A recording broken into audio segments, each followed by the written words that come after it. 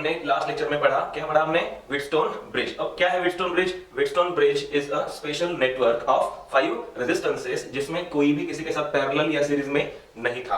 हाँ, उसके दो टाइप्स थे, एक था बैलेंस्ड व्हीटस्टोन ब्रिज और दूसरा क्या था? Unbalanced Wheatstone bridge. अब बैलेंस्ड किसको कहते हैं और अनबैलेंस्ड किसको कहते हैं? बैलेंस्ड व्हीटस्टोन ब्रिज, ये ब्रिज वो ब्रिज होता है, ये वो व्हीटस्टोन ब्रिज होता है जिसमें एक कंडीशन सेटिस्फाई होती है। कौन सी? R1 by R2 is equal to R3 by R4, या फिर तुम उसको ऐसे ध्यान में रख सकते हो R1 into R4 equal to R2 into R3। ठीक है, तो हमने ये जो बैलेंस्ड व्हीटस्टोन ब्रिज था, इसमें सर्किट का टोटल रेजिस्टेंस फाइंड करने का एक तरीका हमने उस दिन देखा था। तो क्या था कि बैलेंस्ड व्हीटस्टोन ब्रिज में जो बीच वाला ब्रांच होता है, कौन सा? बीच वाला ब्रांच, ठीक है, तो उस ब्रांच में कोई करंट नहीं होता और उस ब्रांच में कोई करंट ना होने की वजह से मतलब जो सर्किट है वो बहुत ही सिंप्लीफाइड हो जाता है और हम उसका इक्विवेलेंट रेजिस्टेंस निकाल सकते हैं। ठीक है, तो आज जो हम पढ़ने वाले हैं वो क्या है? वो है अनबैलेंस्ड व्हीटस्टोन ब्रिज। कौन सा? Unbalanced Wheatstone bridge. चलो देखते हैं unbalanced Wheatstone bridge. Unbalanced Wheatstone bridge और उसके ऊपर के कुछ प्रॉब्लम्स। ठीक है, चलो स्टार्ट करते हैं। तो देखते हैं, मान लीजिए कि मेरे पास कुछ ऐसा एक सर्किट है, मेरे पास एक ऐसा सर्किट है, इसे छोटा निकालते हैं ताकि हमको जगह बच जाए थोड़ी सी। देखिए, मान लेते हैं कि मेरे पास एक ऐसा सर्किट है, देखिए ध्यान से,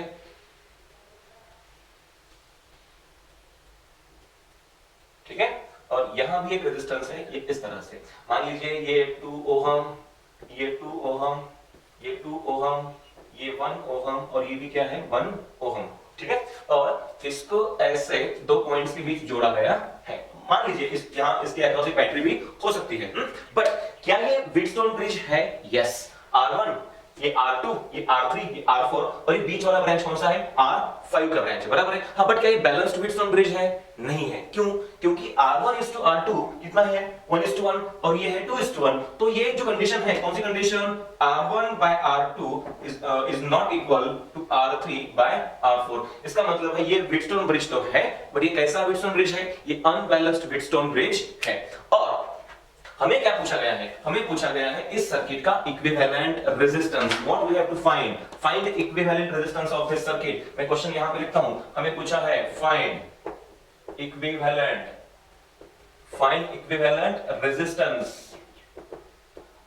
रेजिस्टेंस ऑफ दिस सर्किट। ये पॉइंट ए है और ये पॉइंट बी है, circuit between A and B। तो A और B के बीच में कितना इक्विवेलेंट रेजिस्टेंस है हमको फाइंड करना है। सवाल समझ में आया? अच्छा, ऐसे सवालों को करने का एक स्पेशल तरीका है। क्या है? एक स्पेशल तरीका है, हम जिसे कहते हैं VI मेथड। क्या कहते हैं इसको? VI method. अच्छा, तो एक चीज तो हमारे ध्यान में आनी चाहिए कि भैया यहाँ पे कोई भी किसी के सीरीज या पैरेलल नहीं है, और जब ऐसा दिखाई दे कि भैया ब्रिज तो है बट वो बैलेंस्ड नहीं है और कोई भी किसी के सीरीज या फिर पैरेलल नहीं है, तो हमको याद आना चाहिए इसको सॉल्व करने का तरीका, यानी क्या?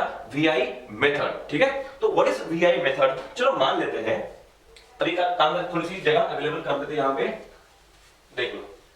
चलो मान लेते हैं कि इस सर्किट को या फिर इस पूरे सेगमेंट को हमने किसी बैटरी से जोड़ दिया। क्या कर दिया हमने? इस पूरे सर्किट को किसी बैटरी से ऐसे जोड़ दिया, जिसका पोटेंशियल डिफरेंस कितना है? V वोल्ट, बराबर है। तो यहाँ पोटेंशियल डिफरेंस है V वोल्ट। अच्छा, तो यहाँ V है, तो इसका मतलब है यहाँ से यहाँ तक कोई ड्रॉप नहीं होगा, तो यहाँ पे कितना होगा? V। ठीक है, अब सुनो, पोटेंशियल ड्रॉप इसका V है ना, तो इसका अगर पॉजिटिव मान लिया जाए V, तो नेगेटिव कहां पे होगा? 0 पे। और अगर ये 0 पर है तो ये भी कहां होगा? 0, और ये भी कहां? 0। तो यहां तक क्या होगा? पोटेंशियल 0।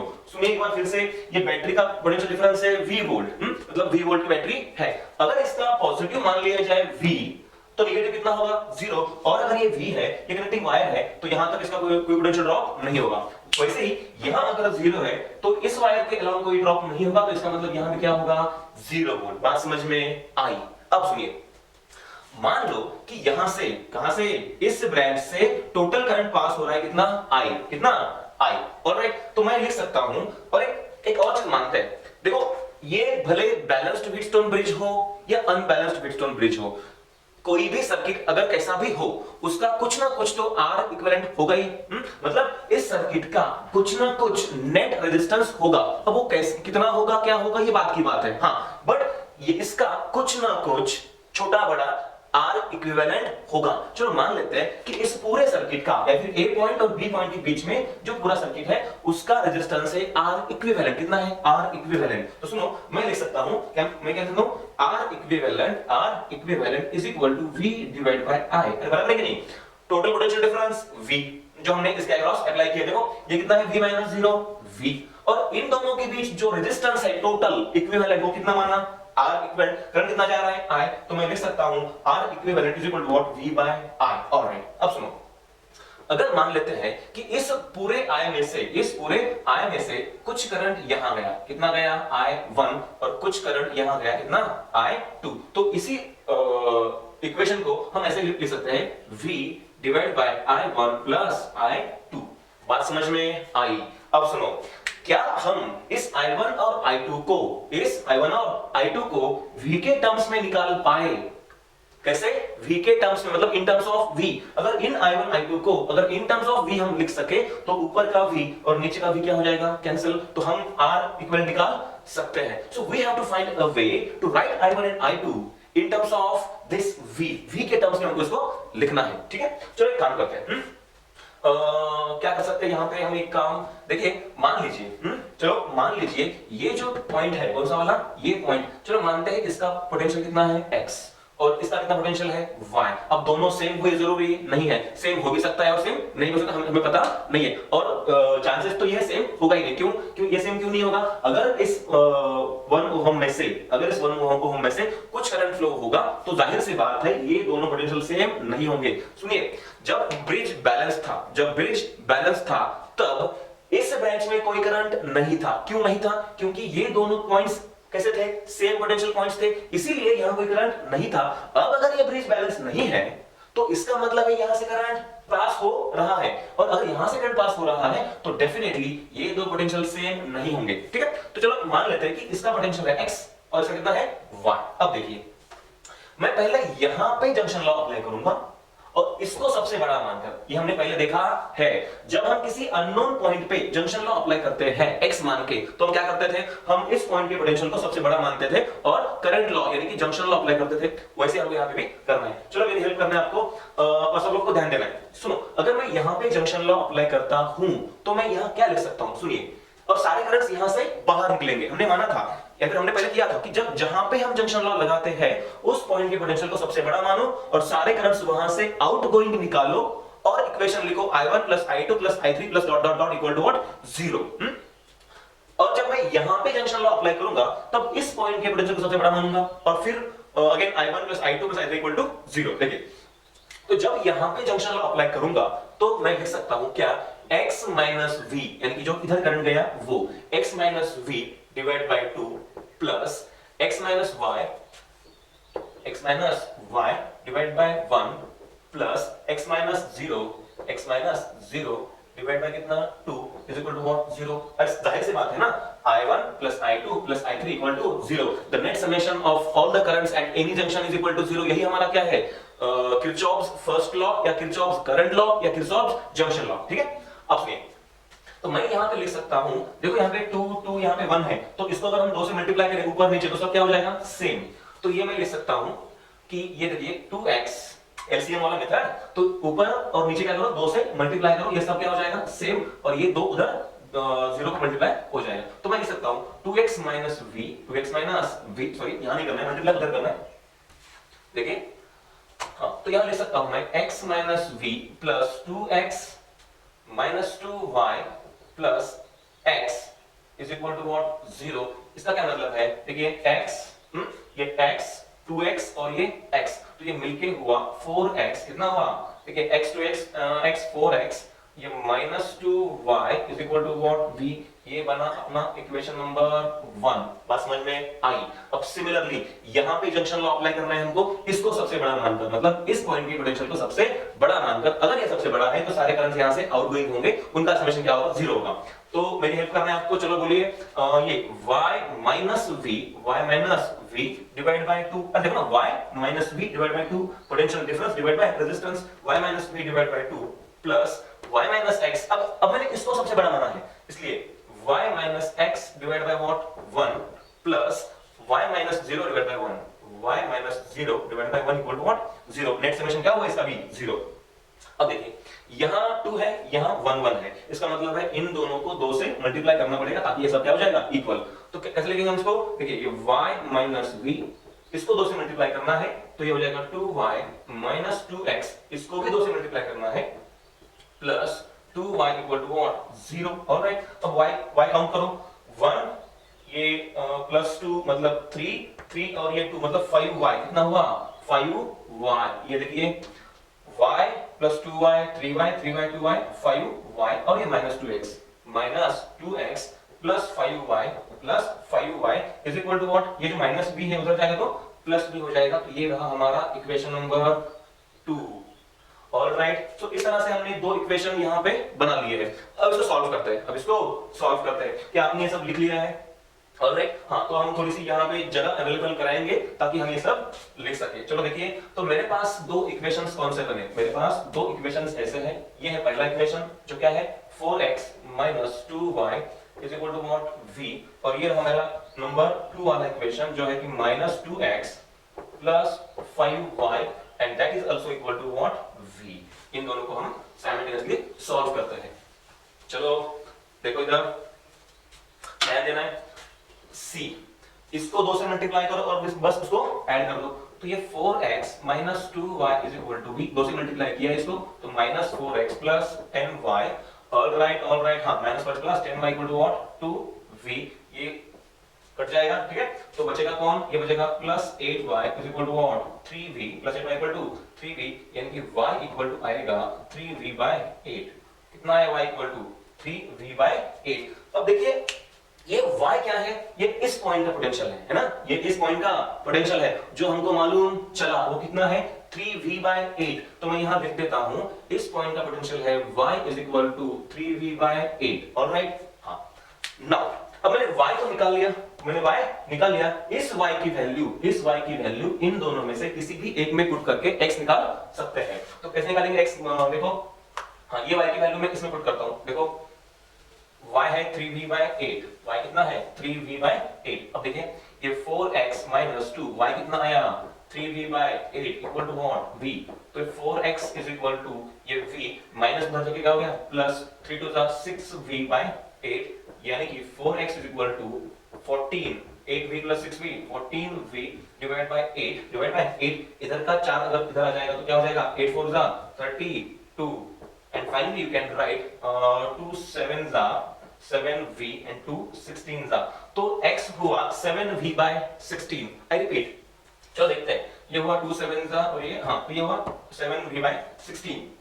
तो देखिए ये जो x है ये कितना आया 7v by 16। ऑलराइट, चलो एक काम करते हैं, अब हम कहां पे आए थे, हमें ये करना है, ये नहीं बोल रहा है कि हमको अल्टीमेटली क्या करना है, भले हम यहाँ पे 10 चीजें भी कर रहे हो, हमें अल्टीमेटली इस इक्वेशन में v by i1 plus i2 को v के फॉर्म में रिप्लेस करना है, ठीक है। अब हमें क्या i1 i2 निकाल सकते हैं, हाँ निकाल सकते हैं i1 i2। देखिए i1 कौन सा करंट है, i1 ये वो करंट है जो यहाँ से पास हुआ, i2 कौन सा है जो यहाँ से पास हुआ।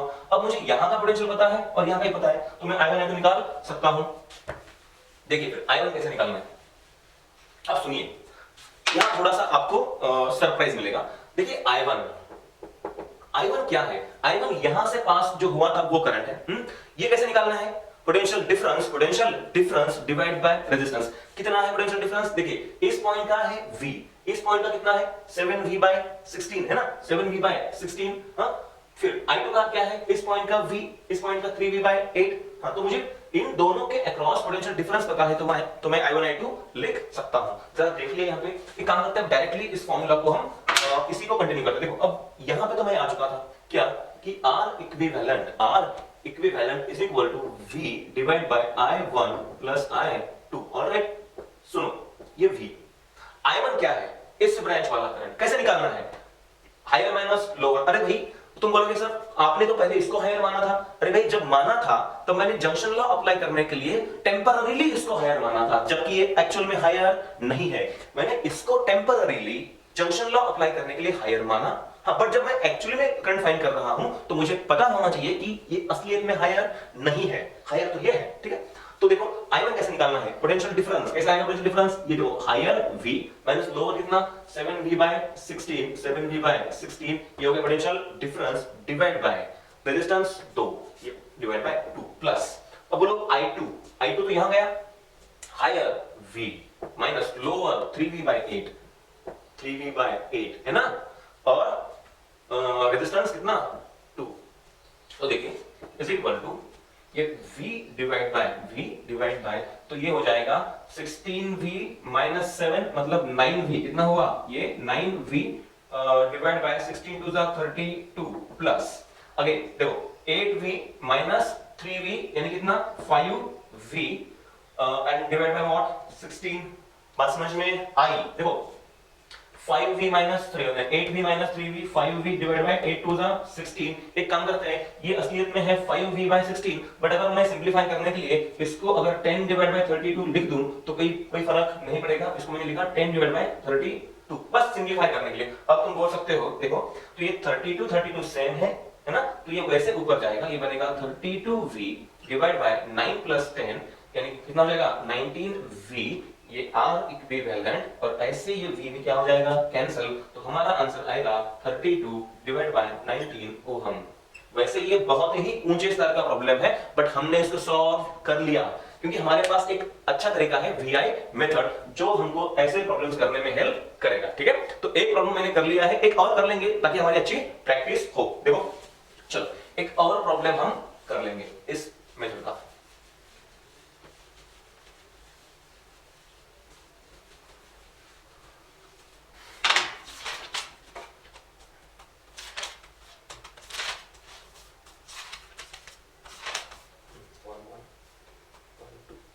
देखिए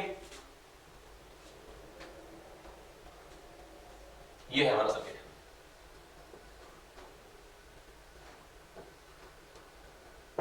one ohm 1 ohm 1 ohm 2 ohm, ये क्या है 2 ओहम और ये है 1 ओहम, ये ऐसे इन दो पॉइंट्स के बीच में। Let me check once again 1 1 1 2 1 1 1 1 2 1 और हमें अगेन इस प्रॉब्लम में भी क्या करना है, we have to find equivalent resistance between these two points. जो मान लेंगे ये पॉइंट है A और ये पॉइंट क्या है B। सेम क्वेश्चन है, फाइंड द इक्विवेलेंट रेजिस्टेंस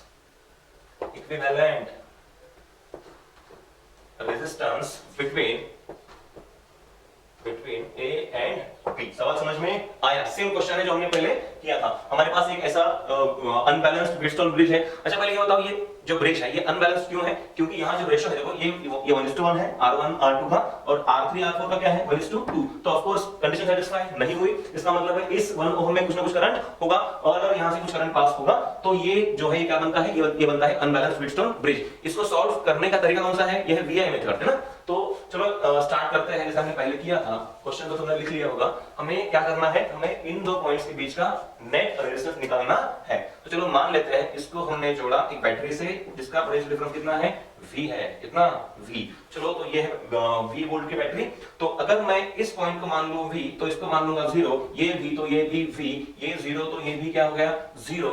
चलो यहाँ का पोटेंशियल X, यहाँ का पोटेंशियल Y, यहाँ पूरा करंट गया I, इसमें से ऊपर गया I1, यहाँ गया I2। ऑलराइट, तो मैं क्या लिख सकता हूँ, देखिए चलो मान लेंगे इस पूरे सर्किट का R इक्विवेलेंट कितना है, ये रहा R इक्विवेलेंट, मतलब कुछ भी हो सकता है हमें पता नहीं है। तो ये है R इक्विवेलेंट, ये क्या है R equivalent is equal to क्या होगा V divide by total current I। तो V डिवाइड बाय I, तो V डिवाइड बाय, अब ये पूरा I फिर क्या हुआ, डिवाइड हुआ I1 प्लस I2। या ये जो I है ना यही तो बाद में डिवाइड हुआ I1 प्लस I2, इसका मतलब है इस I को मैं लिख सकता हूं I1 प्लस I2। ऑलराइट, अब देखिए क्या करना है, पहले यहां पे लगाना है जंक्शन लॉ, पहले यहां पे जंक्शन लॉ लगाना है, फिर यहां पे लगाना है। जब मैं यहां पे जंक्शन लॉ अप्लाई करूंगा, चलिए इसकी कोई जरूरत नहीं है, हाँ, जब मैं पहले यहां पे जंक्शन लॉ अप्लाई करूंगा तो कैसे अप्लाई करूंगा, देखो एक बार, तो यहां होगा I1 I2 I3 equal to 0, और इसको सबसे बड़ा मानना है। सुनो, x minus v divide by 1 plus x minus y divide by 1 plus x minus 0 divide by 1 is equal to what, 0। तो सब 1 1 1 है, कोई बड़ी बात नहीं है। तो x 2x और ये क्या हो जाएगा 3x, तो बन जाएगा 3x minus y is equal to what, v, equation number 1। ठीक है, अब देखिए यहां पे जंक्शन लॉ अप्लाई करना है, इसको सबसे बड़ा मानकर देखो, तो ये y minus v divide by 1 plus y minus x, क्योंकि ये सबसे बड़ा है, y minus x divide by 1 plus y minus 0, y minus 0 divide by what, 2 equal to 0। तो ये क्या हो जाएगा, अब देखो इसको इक्वल करने के लिए इसको मतलब इस पूरे को 2 से मल्टीप्लाई करो ऊपर नीचे, इसको भी मल्टीप्लाई करो ऊपर नीचे 2 से, तो ये क्या हो जाएगा इक्वल, ये फिर सिंपलीफाई हो जाएगा। करना कैसे देखो फिर, तो ये हो जाएगा 2y minus 2v plus 2y minus 2x, यहां जरूरत नहीं है, plus y equal to what, 0 कर दिया हमने, 2y 2v 2y 2x already. अब सुनो, count the number of x, count the number of x, तो ये रहा तुम्हारा x, ये है माइनस 2x, हो गया माइनस 2x। अब देखो y काउंट करो, ये 2y 4y और ये y 5y प्लस 5y, और ये जो माइनस 2v है उधर जाएगा तो क्या हो जाएगा प्लस, ये हो गया minus 2x plus 5y equal to 2v, ये रहा तुम्हारा इक्वेशन नंबर 2। अब इसको सॉल्व करना है साइमल्टेनियसली, तो xy निकल आएगा तो हम I1 I2 फाइंड कर सकते हैं, चलो कर देते हैं।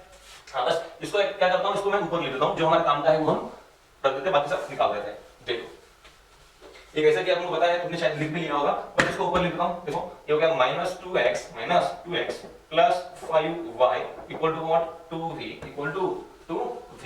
अब इन दोनों को सॉल्व करना है साइमल्टेनियसली, कैसे, साइमल्टेनियसली इनको सॉल्व करना है। देखिए ये तुम्हारा y, ये इक्वेशन 1, ये इक्वेशन 2। सुन करना कैसे है, इसको 2 से मल्टीप्लाई करो, 6x minus 2y equal to 2v, इसको 3 से मल्टीप्लाई करो, माइनस 6x 15y, कितना 15y is equal to what, 6v। Are you getting my point? तो ये कैंसिल हो गया, यहां कितना बचा, 13y is equal to what, 8v, यानी कि y इज इक्वल टू आएगा 8v डिवाइड बाय 13। अरे कितना आया y आया 8v डिवाइड बाय 13, तो यहां y की वैल्यू आएगी y is equal to 8v divide by 13 volt, जो भी है।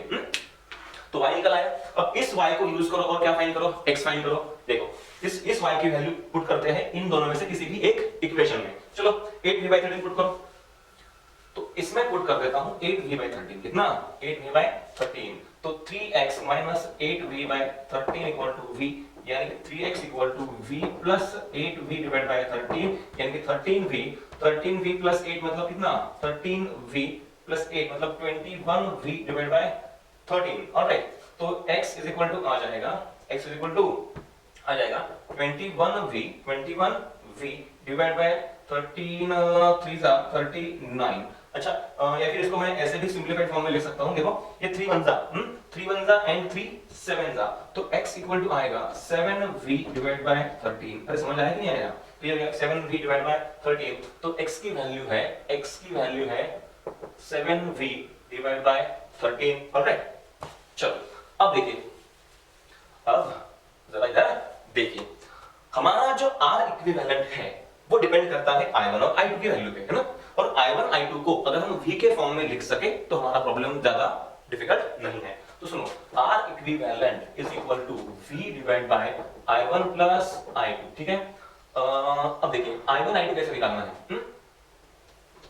सुनिए, ये V I1 ये ऊपर वाला करंट कैसे निकालना है, हायर माइनस लोअर, यानी कि V, मैंने तुमको पहले बोला है कि हम, अब मैं इसको हायर क्यों मान रहा हूं, क्योंकि एक्चुअली में हायर है। पहले जब हमने जंक्शन लॉ अप्लाई किया तब हमने इसको हायर माना था, क्योंकि हम वहां पे जंक्शन लॉ अप्लाई कर रहे थे और ऐसा मानने से कोई फर्क नहीं पड़ता। अब सुनो, अब अगर चलो मान लो इस बार भी अगर तुम इसको हायर मानोगे तो भी कोई फर्क नहीं पड़ेगा, सिर्फ क्या हो जाएगा, करंट निगेटिव आ जाएगा। करंट निगेटिव आ जाएगा मतलब उसकी जो साइन है, उसका जो साइन है वो अपोजिट होगा जो तुमने माना है उससे। अब सुनो, तो ये हायर मतलब v higher minus lower 7v divide by 13 divide by resistance 1 ये आ गया i1 और i2 यहां गया। तो हायर माइनस लोअर कितना है 8v बाय 13 डिवाइड बाय कितना रेजिस्टेंस 1 ओम। तो सुनिए कैसे करते हैं इसको सिंपलीफाई। देखिए 13v माइनस 7v 13 माइनस 7 ये हो गया 6v कितना 6v बाय 13 प्लस सिमिलरली यहाँ पे 13v माइनस 7 6v बाय फिर यहाँ पे 5v कितना 5v जैसे 13v minus 8v 5v divide by 13 है ना। तो ये बन जाएगा, ये क्या बन जाएगा 13 ऊपर चला जाएगा 13v divide by what 11v और v क्या हो जाएगा कैंसिल। तो मैं लिख सकता हूं R equivalent is equal to 13 divide by 11 ohm. Are you getting my point? अरे मजा आ रहा है कि नहीं आ रहा? हाँ, तो हमने अनबैलेंस्ड व्हीटस्टोन ब्रिज पर दो प्रॉब्लम्स कर लिए जहां पे हमको क्या पूछा गया था आर इक्विवेलेंट। और अगर इस प्रॉब्लम में तुमको अगर किसी भी ब्रांच में से पास होने वाला करंट भी पूछते तो भी हम निकाल सकते थे। कैसे? देखो तुमको यहाँ का पोटेंशियल पता है तो तुम ये करंट निकाल सकते हो, तुमको यहाँ का पोटेंशियल पता है तुम ये करंट निकाल सकते हो, तो तुमको इस ब्रांच में हर पॉइंट का पोटेंशियल पता है तो तुम कोई भी करंट निकाल सकते हो। Alright, so this is the VI method to find R equivalent and currents in the all the branches of unbalanced Wheatstone bridge. चलो ये तो हमने खत्म कर लिया। अब नीट या फिर जेई मेंस के एग्जाम्स में जो एग्जामिनर्स हैं उनके कुछ फेवरेट क्वेश्चंस है इस चैप्टर पे, जैसे कि सिमेट्रिक सर्किट्स। कैसे सिमेट्रिक सर्किट्स? मतलब कोई बहुत ही लंबा चौड़ा एक सर्किट है बट वो सिमेट्रिक है। कैसा है? सिमेट्रिक। और हमें पूछा जाता है कि उसका R इक्विवेलेंट निकालो, यानी कि पूरे सर्किट का नेट रेजिस्टेंस क्या है। वैसे दिखने में तो ये सर्किट्स बहुत ही बड़े लंबे चौड़े या फिर बहुत ही कॉम्प्लेक्स लगते हैं, हाँ, बट हम इसके ये जो सवाल है अगर हम किसी टेक्निक से अगर करें तो हम ये सवाल कर सकते हैं। तो हमें आज क्या करना है, मतलब बचे हुए लेक्चर में तो हमें आज फाइंड करना है रेजिस्टेंस ऑफ सिमेट्रिक सर्किट्स। क्या फाइंड करना है? Resistance of symmetric circuits. चलो देखते हैं और वन बाय वन पढ़ेंगे, बहुत मजा आएगा आज के लेक्चर में। सुनो, ये है सिमेट्रिक सर्किट्स। क्या पढ़ना है आज? Symmetric circuits, symmetric circuits. और इसमें बहुत बार तो हमें ये पूछा जाएगा कि उस सर्किट का नेट रेजिस्टेंस क्या है। चलो स्टार्ट करते हैं। चलो मान लो कि मेरे पास कोई ऐसा सर्किट है, एक सर्किट है, सर्किट बोलो या फिर नेटवर्क बोलो, कुछ भी बोलो, कोई फर्क नहीं पड़ता है। ये रहा हमारा नेटवर्क, ये R, ये भी R और ये भी R, है ना, सब R। और ये ऐसे तुमको दो पॉइंट्स दिए गए हैं। मान लो पॉइंट क्या है, ये A और ये पॉइंट क्या है B। अब ध्यान से सुनना है, तो सब आ रहा है। हम क्या करते हैं कि ज्यादा उस सर्किट को वैल्यूज में कंफ्यूज नहीं करते। हाँ, सर्किट बहुत सिंपल है। चलो मान लो सब क्या है आ रहा और ऐसे उसको A और B के बीच में जोड़ा गया है। अगर आप ध्यान से देखो तो ये दूसरा तीसरा कुछ नहीं है, ये सिर्फ क्या है, ये एक व्हीटस्टोन ब्रिज है जो कि बैलेंस्ड है। जो कैसा है? बैलेंस्ड। देखो R रेशो 1:1, R रेशो 1:1, मतलब ये ब्रिज कैसा है? Balanced. R1 by R2 equal to R2 by R1 by R2 is equal to R3 by R4। तो ये बैलेंस्ड ब्रिज है।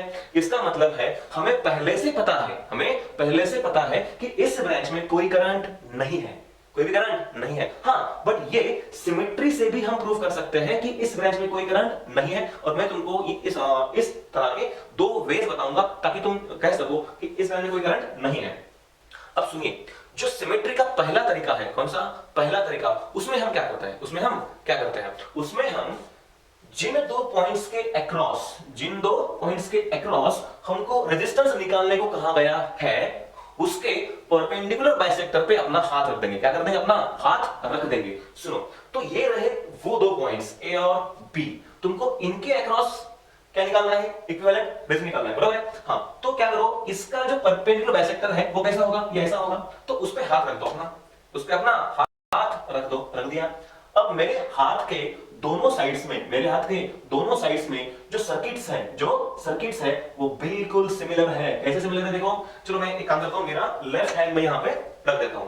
A और B का जो लाइन जॉइनिंग है उसका परपेंडिकुलर बाइसेक्टर, ये रहा उसका परपेंडिकुलर बाइसेक्टर ऑफ AB। अब देखो, इधर जो सर्किट है और जो इधर सर्किट है वो बिल्कुल सिमेट्रिकल है। कैसा है? बिल्कुल सिमेट्रिकल। हाँ, तो हम ऐसा मानते हैं कि मान लो ये एक मिरर है, ये क्या है? एक मिरर है। अगर इधर कुछ रखा है एक ऑब्जेक्ट ए, तो उसकी जो इमेज है वो भी कैसी होगी? ए, बिल्कुल सिमेट्रिक, है ना? हाँ, तो चलो देख लेते हैं कि यहां क्या यूज कर सकते हैं हम इस सिमेट्री का। देखो, तो इस तरह की जो सिमेट्री है हम इसको कहते हैं मिरर सिमेट्री। क्या कहते हैं? Mirror symmetry. और how do we do mirror symmetry? क्या करना है? ध्यान रखो कि परपेंडिकुलर बाइसेक्टर पे ये जो लाइन है ना, इसका क्या है? परपेंडिकुलर बाइसेक्टर ये रहा। अगर ऐसा हाथ रखने से दोनों तरफ सिमेट्रिक सर्किट्स दिखाई दे तो हम उसे कहेंगे मिरर सिमेट्री। ठीक है? अब सुनो, अगर यहां से ऊपर मैंने कैसे डिवाइड किया सर्किट को? मैंने सर्किट को ऐसे डिवाइड किया है इस लाइन के अक्रॉस। ये क्या है?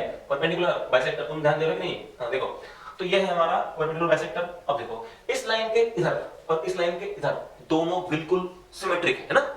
सुनो, तो अगर यहां से करंट ऊपर जा रहा है I1, तो इसके मिरर इमेज में भी ऐसे करंट आएगा I1। ऑलराइट? और यहां से इधर जा रहा है करंट I2, तो इस ब्रांच की जो मिरर इमेज है वो ये है, तो यहां भी करंट ऐसे ऊपर जाएगा I2।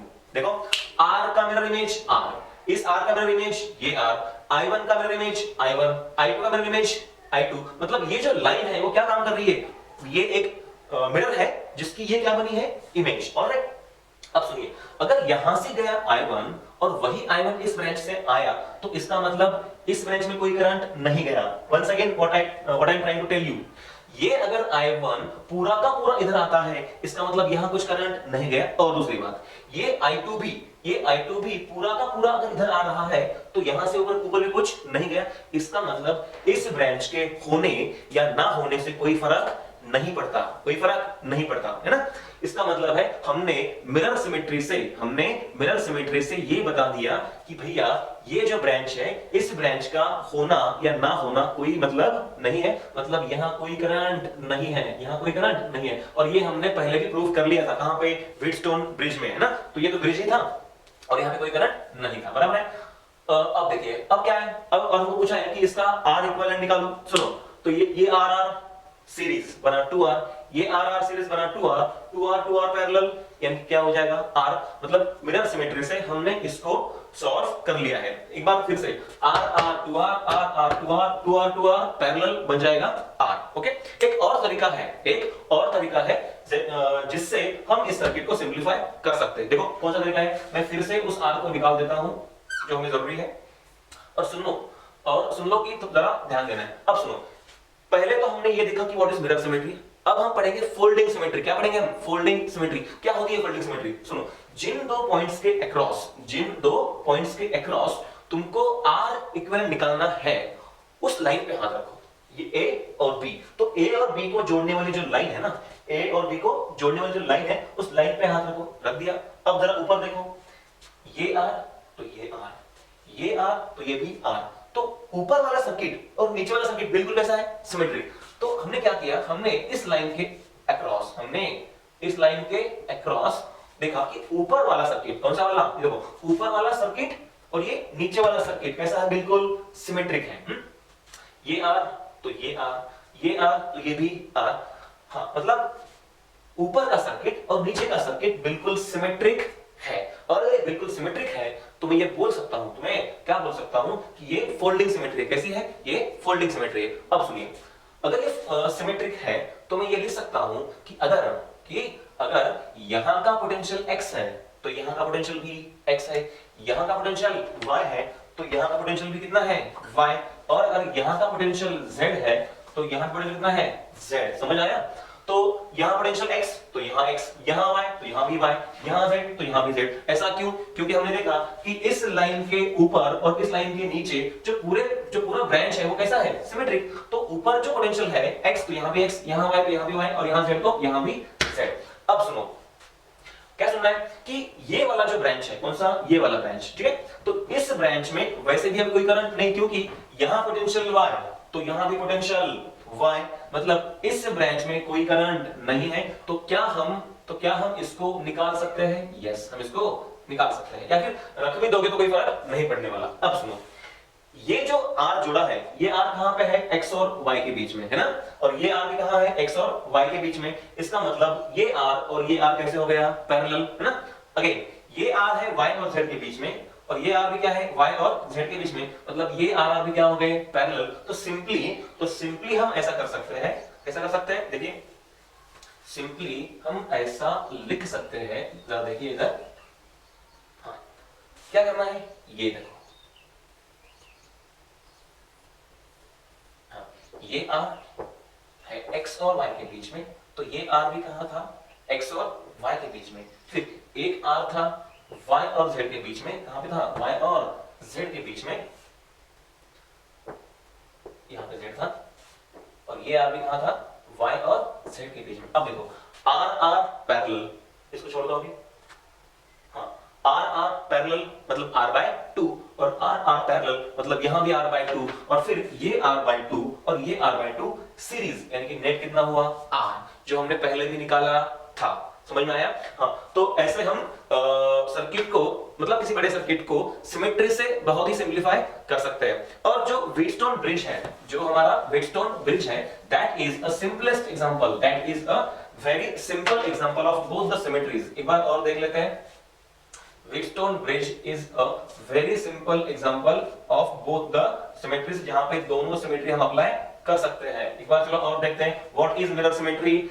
जिन दो पॉइंट्स के अक्रॉस तुमको रेजिस्टेंस निकालना है, ए और बी के अक्रॉस निकालना है, तो उसका परपेंडिकुलर बाइसेक्टर ले लो, ये ऐसे ले लिया।